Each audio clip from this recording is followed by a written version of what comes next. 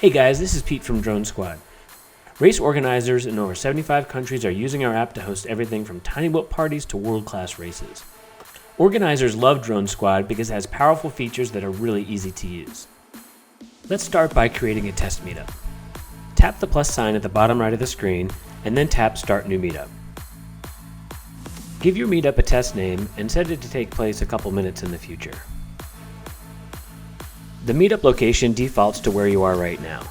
Tap the location to bring up the map.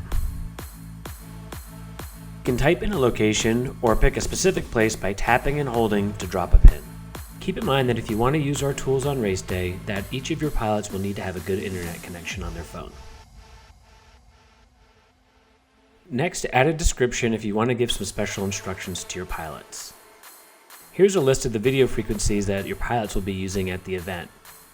And when your pilots check in on race day, they can select the frequency that works best for them. I'll show you in a minute how you and your designated race crew can shuffle them around and lock the heats. After you save your event, you can easily share it with all the local Drone Squad pilots. They'll get a push notification on their phone letting them know about your event. There's other ways to share the event as well. For example, if you want to share it on your Facebook page, just tap the dots in the top right corner, tap share, and then pick Facebook.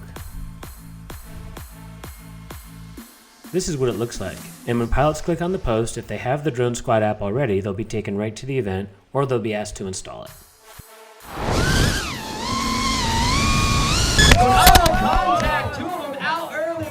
It's time for race day. By now, all of your pilots should have installed Drone Squad and RSVP'd to the event, and they're showing up at the field.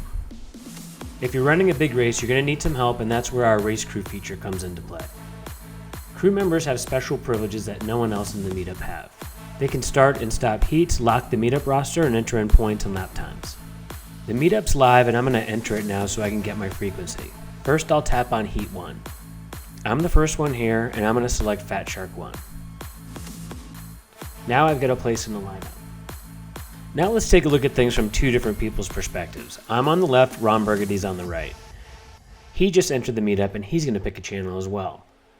He wants Fat Shark 4, so he's going to pick that. Notice that Ron can leave the channel and he can even remove me. That's because the meetup is unlocked right now. Look at the top of the screen above the meetup name. You can see that it's unlocked.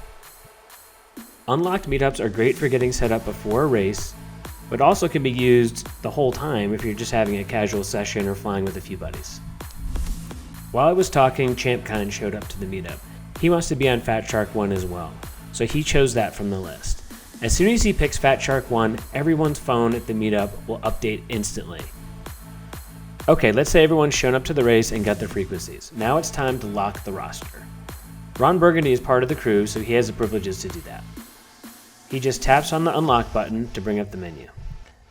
Now, if you were running a race practice or a fun fly, you would just leave the heats unlocked the whole time. That allows people to come and go as they please, and pilots can collaboratively manage the heat list. Okay, the meetup's locked. I'm going to tap on Heat 1 and start the first race. After I tap the Start Heat button, I've got a couple of seconds to change my mind if I did it by accident. As soon as the heat starts, all the pilots in Heat 2 are going to get a push notification letting them know that they should get ready. Okay, so let's jump ahead a little bit. After each heat, the race crew has been entering in points for each pilot. If you were running a big race, you could have dedicated spotters that were also entering in the points after each heat. Now this is where it gets cool. Anyone at the event or remotely can look at the leaderboard live as the race unfolds. Tap the share button at the top to share the results.